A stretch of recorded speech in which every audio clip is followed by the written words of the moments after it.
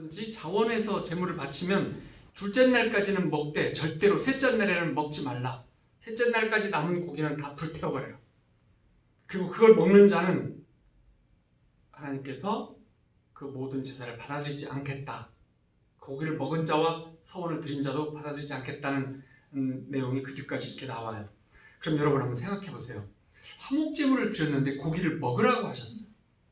피는 먹지 말고 고기를 먹어라. 예를 들어 소를 한 마리 바쳤으면 고기를 어떻게 그날 다 먹으면 어떻게 해야 돼요? 소 한 마리 잡아서 그냥 끓여가지고 터지든 말든 먹어야 돼요? 어떻게 해야 돼요? 어떻게? 나눠 먹어야죠. 이거 꼭 해야 될 일이 그거예요. 절대로 나눠 먹어야 돼요. 근데 소 한 마리를 나눠 먹으려면 10명쯤 불러서 나눠 먹어야 돼요? 어떻게 해야 돼요? 내가 아는 사람 다 부르고 모르고 아니에요. 상관없이 누구나 다 모두 불러서 먹어야 그걸 다 먹을 수 있는 거죠. 소를 바쳤다고 치면 양만 바쳤다고 쳐도 10명 불러서 못 먹어요. 50명 이상 먹어야 돼요. 양 한 마리 잡으면 100명은 먹어요. 염소나 양 잡으면 그렇죠? 한 번에 먹어치면. 그러니까 그런데 하나님께서는 그러면 3일 때는 불태워서 없애버려라. 절대 3일씩 두고 너 혼자 먹지 마라 이거예요. 화목제물이라고 들여놓고 남겨놨다가 너 혼자 몰래 먹는 그거 절대 하면 안 된다. 그 말씀을 하고 싶은 거죠. 3일째 되면 다 태워 없애버려라. 아무도 먹지 마라 이거예요. 남기면 안 되는 거예요. 그러니까 어차피 남길 거니까 누구라도 불러서 나눠 먹어라. 함께 먹어라. 이런 말씀이에요. 제물을 흠이 없어야 되는데 소를 드릴 것인지 염소를 드릴 것인지 양을 드릴 것인지 비둘기를 이거는 형편껏 하라고 했어요. 그것이 조건이에요. 하지만 먹는 거는 비둘기는 아니고 소, 염소, 양인데 그 언제까지 먹냐면 첫째 날이나 둘째 날까지 다 먹어야 되는 거예요. 하나님이 화목하게 한다는 뜻의 속에 들어있는 어떤 그 하나님의 마음이시죠. 긍휼한 마음. 그러니까 요즘으로 말하면 이 화평케 한다는 것은 용서와 긍휼을 베푸는 거고 사랑과 헌신이라고 하는 예수님이 말씀하시는 성령의 열매와 같은 거예요. 바울 사도가 말하는 성령의 열매와 같은 종류예요. 그렇죠?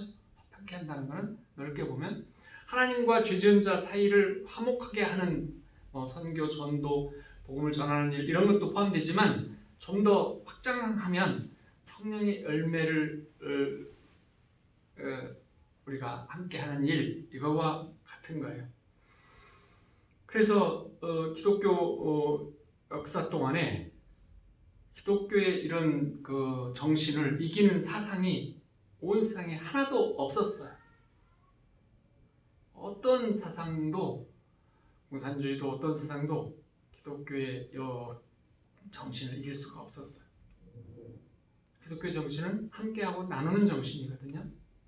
그것만 되어지면 하나님이 원하는 나라가 만들어지는 것이라고 하나님은 말씀을 하셨잖아요. 뺏어서 주고 이런 게 아니었어요. 그래서 예수 믿는 우리 하나님의 자녀들이 하나님께서 귀중하고 가치가 있게 자녀로 여겨주시는 거예요. 너희들이 하나님 나라를 이 땅에 만들 수 있는 내가 사랑하는 자들이고 세상에 어떤 사상이나 어떤 걸로도 할 수 없는 일을 너희는 하는 거야. 그것이 하나님의 뜻이라는 것이에요. 그래서 하나님과 이 땅과 사람을 화평하게 하는 사람, 이것이 정말 귀한 거죠. 다 같이 10절 한번 같이 봉독하겠습니다. 그들을 위하여 털을 만드는 복이 있는 천국이 그의 것이라. 의라는 한자를 이렇게 보면은 양이라는 글자가 위에 있고 밑에는 나자가 있어요. 이게 합해져서 의라는 한자가 만들어졌는데 참 성경적이죠. 예수님이 어린 양 되신 예수님의 피를 덮어쓰고 그 밑에 내가 있는 거예요. 그것이 의라고 하는 한자예요. 하나님의 뜻, 하나님의 의로운 의지를 위해서 박해받는 자를 하나님은 높여주셔요. 의를 위하여 박해받은 대표적인 분이 누구예요? 예로 시작하는데 예수님 100점입니다. 그러니까 그렇게 할 때 예수님이 십자가에 달리실 때 의심 없이 성령 안에서 성령의 기름 부으심 속에서 십자가에 달리신 것이 아니고 하나님은 고개를 돌리셨어요. 십자가에 달리시기 전에. 그래서 하늘이 캄캄하게 어두워졌고 하나님의 성령을 거두셨어요. 그래서 예수님은 인간으로서 자신을 십자가에 드리는 일만 남은 상태였어요. 그래서 나를 버리시나이까 이렇게 부르셨던 거잖아요.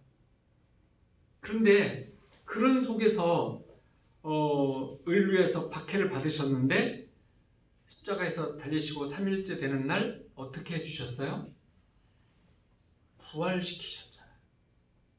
그것이 하나님의 긍휼의 정말로 꽃이라고 할 수 있죠. 우리를 향한 가장 큰 은혜는 그거였어요. 하나님의 섭리대로 사는 사람, 하나님의 쓰임받는 사람, 하나님의 영광을 위해서 모든 것을 던지는 사람은 하나님께서 천국을 주시는데 이 땅에서부터 영원한 천국까지, 그 중에서도 면류관 더 큰 영광까지도 주신다는 거예요. 그리고 이제 팔복을 말씀하신 후에 이제 부록 삼아서 11절, 12절이 있는데 함께 봉독하겠습니다. 11, 12절 시작. 나로 말미암아 너희를 욕하고 박해하고 거짓으로 너희를 거슬려 모든 악한 말을 할 때는 너희에게 복이 있나니 기뻐하고 즐거워하라. 하늘에서 너희의 상이 큼이라. 너희 전에 있던 선지자들도 이같이 박해하였느니라. 그러니까 우리가 욕먹고 박해받고 손해보고 힘들고 이 고통받은 것이 우리가 처음일 것 같은 처음이 아니라는 거예요.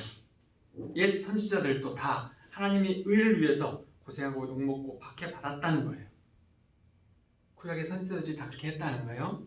그런데 그 보상이 있으신데 그 보상을 주시기 때문에 너희는 기뻐하고 즐거워하라. 하늘에서 너희의 상이 큼이라. 근데 이 하늘에서가 주권한 기회가 아니라 하나님 나라에서예요. 하나님 나라를 말씀하시는 거죠. 예수님이 하신 말씀은 전부 하나님의 나라예요. 천국, 하나님의 나라, 하늘. 그래서 우리의 상을 주시는데 이 땅에서 주실지 천국에서 주실지 그건 알 수 없지만 분명한 것은 상은 틀림없이 주신다는 거예요. 예수님을 보면 알 수 있는 것이죠. 그래서 그 예수님이 말씀을 하신 말씀이잖아요. 또. 기뻐하고 즐거워하라. 하늘에서 너희의 상이 클 것이다. 예수님이 하신 약속의 말씀이세요. 그럼 예수님이, 하나님은 주고 싶지 않은데 예수님만 말씀하셔서 이렇게 주게 만들었을까요? 하나님의 마음 그대로 전하신 거죠. 그래서 우리도 하나님의 자녀의 빛된 삶을 살면서 이런 기도를 하시기를 축원합니다. 하늘에 계신 우리 아버지여, 이름이 거룩히 여김을 받으시오며 나라가 임하옵시며 뜻이 하늘에서 이루어진 것 같이 땅에서도 이루어지이다. 사랑하는 미라클 교우님들 모두 감사함으로 이 팔복의 말씀을 받으셔서 성령 안에서 하나님 뜻, 하나님의 의를 구하며 말씀에 순종하는